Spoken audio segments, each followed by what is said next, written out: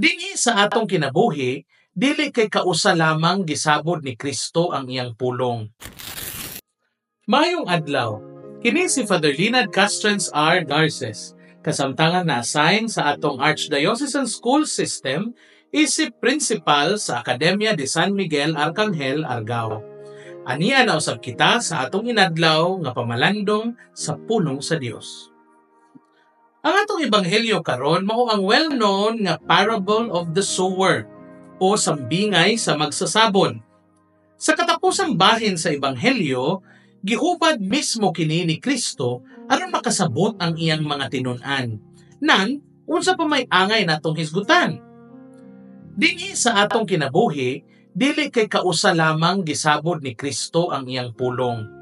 Sa matag pamati nato sa pulong sa Dios diha sa Santos nga Misa, sa atong pagbasa sa mga convenient kaayo nga mga daily scripture reading apps, sa atong mga gadgets, ana ang Ginoo.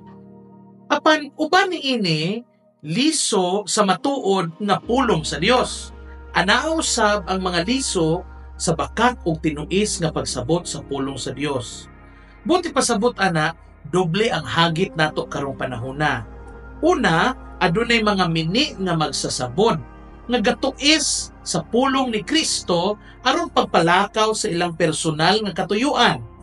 Adunay daghang interpretation sa ebanghelyo nga nipunting sa atong kahuyangan, kining mga Gospels of Prosperity, proof texting, ICGCs, pagpugos sa paghaom sa pulong sa Dios sa imong tawhanong panabot niini.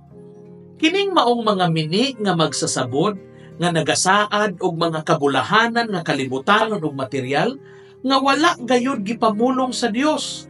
Kini usa ka malala nga hilo sa atong kalag.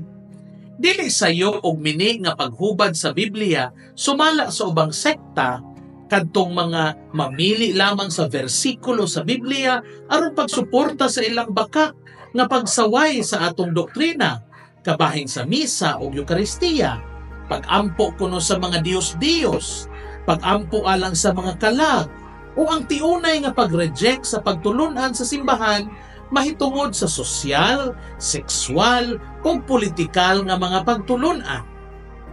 Ikaduha mao ang daghan nga mga langsis o mga kahilayan nga mutuok sa binhi sa pulong sa Dios. Sumala pa sa ebanghelyo, kining mga distractions o mga lipitasyon nagpuo sa hingpit nga pagtubo sa pulong sa Dios. Mauna nga ang hagit nato isip mga Kristiyanos karon mao ang pagkilati sa mga liso nga gisabod sa atong kalibutan o pag-ugmad sa saktong liso aron kita isip mga luna sa parasan sa Dios, mamunga og daghan ug maghupay sa espiritual nga kagutom sa atong kalibutan karon. Amen.